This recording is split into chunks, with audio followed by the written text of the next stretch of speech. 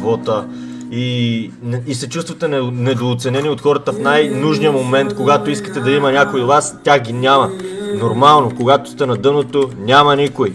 Естествено, че няма да има никой. И точно когато почнеш да търсиш някой, докато си на дъното, с последна надежда, че има някакви сериозни хора, те удра повече и повече депресията.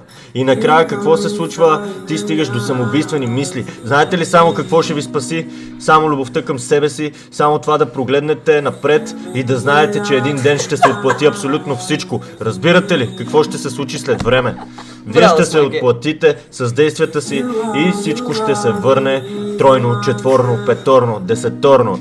И за да се върне това нещо, даже нещо по-хубаво да ви се върне, вие трябва да очистите нещо, което ви пречи да дойде красивото. Какво имам предвид? Трябва да изчистите средата си, да махнете абсолютно всичко, което ви тормози. И когато е чисто,